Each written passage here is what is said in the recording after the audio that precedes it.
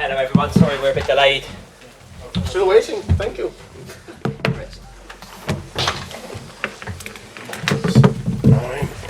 At the end, I'll mention Tony, alright?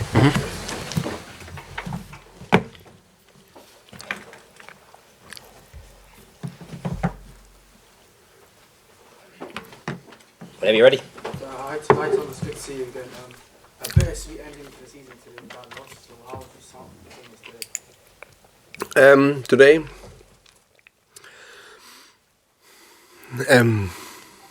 I think it's very simple. I think I think it was a bad football game, to be fair. I don't think it was any natural with Leeds and the nervous, everything on stake. If you've seen our dressing room after the game, they were very disappointed and very angry. It just shows how much the game meant to us, that we wanted to win. So I don't think we hit our highest performance level. And on top of that, we made two big mistakes with the first goal and then with the red card. On top of that, I think we were unlucky with the injury to Ajer. So we are 1-0 down, we are pushing, we know there's a good chance to come back in the game. You can just see we were building momentum. It would have been a long 20 minutes for Leeds, that's for sure. And then we need to play 10 against 11, and then we actually score. And I'm sure that we would have created something with 10 against 11, and then we get the stupid red card. And that's why it's difficult. And then I think we actually, we still get a deflection on their 2-1 goal, and I still like to put, and it doesn't matter for whatever the relegation or our position or anything, but I still like to know about the second goal, why there's not offside from VAR. So I'll ask the refs about that. So it's not a big thing, just for me to understand it. So fair play to Leeds, congratulations with them in the Premier League. Of course, if you look at the bigger picture, it's been a very memorable season. So could you give us 2 words to describe this special season, obviously, because it's obviously finished so high in table?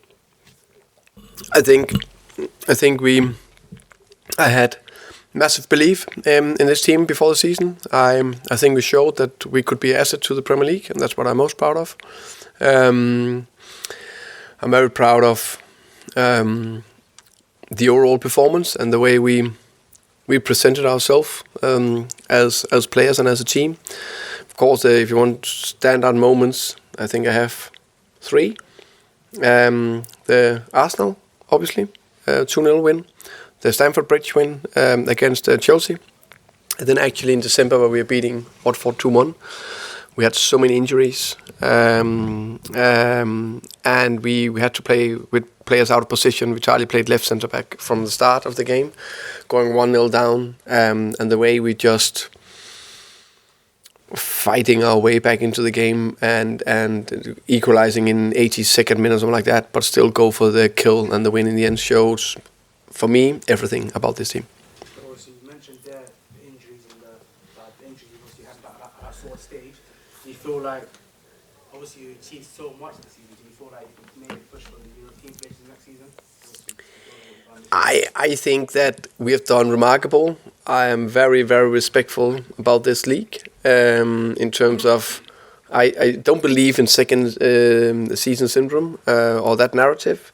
That said, I know that we can relegate next season, but also know that we can become 7. I think everything is possible between 20th and 7. And of course, we want to add layers, and we want to build, and we want to hit higher and play better football. That's the aim. But look what happens to team when they get a lot of injuries or a little bit in a bad momentum. But hopefully we'll avoid that and we can build. Is that where the aspect of you going into the summer and bringing key additions can kind of help you progress up to what you we said it before. Now it's clear. The clear message can be that we want to keep everyone, including Christian Eriksen, of course. Probably a few of you ask me, so I can say it now. That I don't know. I truly believe that we have a good chance. I also know there's a risk that he will sign with another club. Christian needs to go away and find out with his family to decide what to do. I'm an optimistic person, so I'm believing. But we will not know anything this moment in time. So keep everyone, including Eriksen, and then add hopefully players that can improve the squad. Not many, just like the other seasons, maybe 1, 2, and that's how we build. Do you have areas in mind, Thomas? Sorry? Do you have areas in mind for strength, or is it too early? Yeah, I think no. You know us. We're planned. We're working on it. But I don't like to say specific positions. Obviously, today you saw losing Christian Norgaard in training. You saw what a key player is for you today. Yeah. Obviously, of course, we would like to play with Christian Norgaard. He's been one of our most important players this season. I do think in Vitality Channel we have a very good substitution, a player that is maybe not even a substitution because he played most of the games in the starting 11 as 8 this season, but we know he can step in as a 6. He did that the whole last season and did a fantastic job. So I think the reason why we, let's say, didn't win was more down to injury, where we've used all our subs, and 2 stupid mistakes. Last question for me. Do you feel that you got caught up a little bit in the whole sort of theatre of it all today? Me? The team? Uh, The sort of last day, all the scenarios, the sort of atmosphere? Nah, I think the injury, you can't do much about that.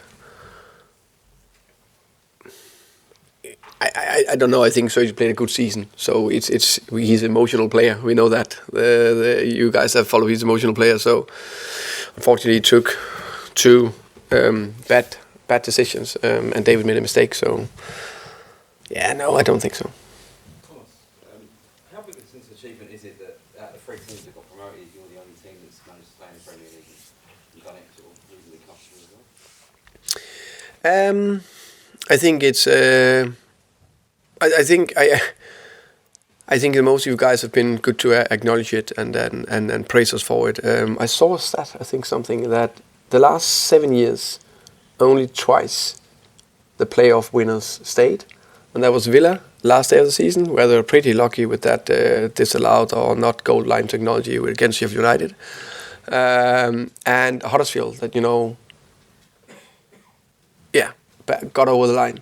I think we've done it quite better, a bit better, which I think speaks for itself. Also, it's not lucky. It's the performances have proven throughout the season. We've been in more or less every game, had a chance, and I think if you look on stats, expected goals, our performances, the way we look at the games, I think we potentially could have deserved even more. And a lot of these so-called XG tables, which is not everything in football, I would like to say that we could have been higher. With that in mind, us using almost nothing on money. I know we had 3 signings, maybe 1 coming in to be a primary starter. So the rest is the championship team. That's crazy. Thomas, you've spoken about them promoted teams in the past. Obviously, you haven't been in the bottom 3 once this season. So, how much of an incredible feat is that for you, especially? No, of course that's I think that's a big achievement. But I think, let's say you start in the bottom 3, then it's not about that. It's where you end, of course, in the final day of the season. I think everyone spoke about Arsenal after 3 games or 4 games, and now they finished 5th. Maybe they are slightly disappointed, but I think they have had a good season. And I think they added layer to the Arteta project, for example. So it's the end of the season where we need to do the final score. Thomas, how proud are you of the fans for how they behaved today? We spoke before the game. You just hoped that they did come on the pitch. We've seen incidents at other games today. Yeah. How proud are you of the supporters today? Yeah, very much. I think it tells a lot about the Brentford fans. I completely understand emotions and everything when that things can get out of hand, but I think it's important to control them. Also for safety in many ways. But very proud. Proud and pleased. And feel privileged of the reception they gave us when we did that lap of appreciation. So no, they've been remarkable the whole season. Just quickly, I know you the summer a little bit, but what are your main priorities in the off-season? In terms of planning or what training on, I started the process. It's not completely nailed in detailed. I think it's important that we still keep the foundations from this year. There was the defensive side of the game, fitness and set pieces, and obviously I'd like to add a bit more on the offensive side of the game in terms of controlling game. Like I think the West Ham game here at home, I think that was a very good example of what I like us to go towards, where we are dominating games even more. So that will be the things we'll work on. But every season is a new story, and you can have plans, and that can change. And let's see. Congratulations, Thomas. Just wanted to ask, have you actually had time to reflect on the club's achievements this year? It's been a historic season for the club, no matter how you kind of look at it. And I just wondered where it kind of ranks in your career personally of your achievements. Not enough, James. Thank you. Not enough. It'll be the next couple of days. Tonight we will have a kind of not a party because it's funny because of course there's a lot to celebrate because to be in the I think for 12 of the clubs at least. It's a celebration to be in the Premier League, and I know everyone wants to push and get better, but we haven't won anything, so it's a little bit in between feeling. But tonight I'll probably meet a lot of people and speak to a lot of people and be nice and blah. But it'll probably the next days where I can sit down and quiet and calm and try to reflect, because the last 2-3 weeks been busy for me in terms of planning. So there's you okay, well, check, well done, move on to the next, relentless focus and try to push. But I'm of course aware that this is a massive achievement.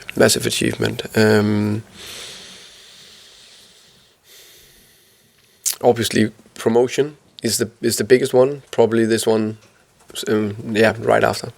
I know you just said the dressing room's a little bit disappointed and angry that you lost the game today, and obviously didn't end up finishing in the top 10. Does that kind of speak volumes about the club's attitude that your first season in the Premier League, you were just even towards the final 10 minutes when you were 9 men down, just so relentless on trying to finish as high as you could? Yeah, I think it speaks a lot about the culture, and I think we are playing. First, we are playing with 10 men because I went offensive. So in a 4-3-2, where Sergio Canos, Vitaly Janelt, Pontus Jansson and Jean Baptiste in the back four. That's actually a winger and 2 midfielders, and one of them is a very offensive midfielder. Then we had Christian Eriksen, who's a pretty good number 10, Josta Silva, winger, number 10, and Wissa, and also Brian, who is a winger striker, as the midfield.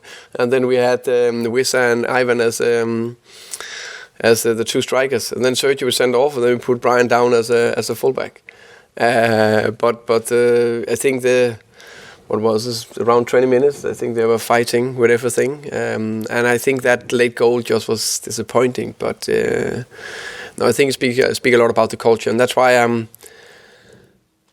confident but humble. Confident about that we can do well next season, but very humble that this league is relentless. That was actually my next question. You said to the fans out there that you promised that you'll come back even stronger this year. I know you mentioned that over the last couple of weeks you've done a little bit of planning. So have you and the club got quite a clear idea of what the steps are to make sure that you don't end up in a relegation battle?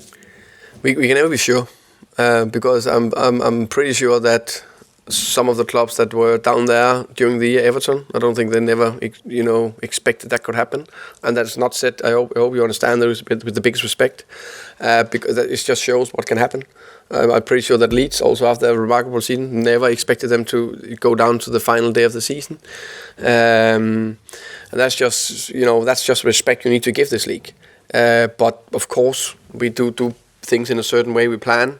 We try to be aligned, clear strategy, and calm, and and add layers to everything. So in that we are clear in what we want, and hopefully we can build, and we can sit here in a year's time and we've done even better. But let's see. Just a couple more from me, if that's okay. Are you prepared? The expectations are going to change. Ahead of the season, not many people kind of knew about Brentford. Now you finished 13th. People are going to kind of be expecting a little bit more of you. You kind of ready for I hope. I think definitely also a lot of the teams knew about us in the second half of the season. So we'll be prepared for it. Yeah, I'm not. I think every game is very difficult, and I think it will be very difficult next season as well. And then, final one from me. Just wanted to actually check on what happened with Ajer and Christian Norgaard as well. Christian Norgaard was a twist in his ankle, a minor injury, 1 to 2 weeks. So hopefully he will be soon back. Christopher Ajer, we need to assess and completely tomorrow. But I think it was something with a hamstring. But I need to assess. You're welcome. Was he?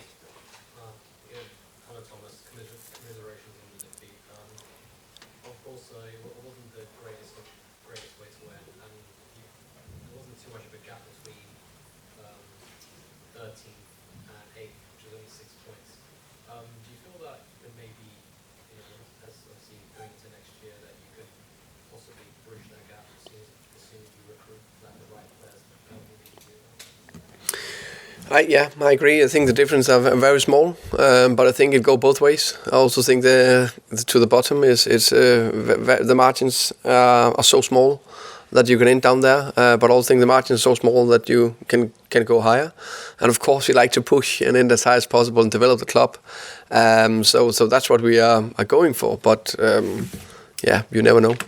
Right, I think that's probably a good place to leave it. Before we do, we've got someone in the room who's retiring, I believe, Mr. Tony Banks, who's been around the London football scene for an awful long time, longer than I have, although some of you in the room might know him very well. We've just got a small something from Brentford for Tony. Tony's been with us a little while. It's his last game as a full-time staffer, I was told. You can blame Tony Cross, blame John Cross if you really want to, Tony. But yeah, if you want to come forward, we've just got a little something.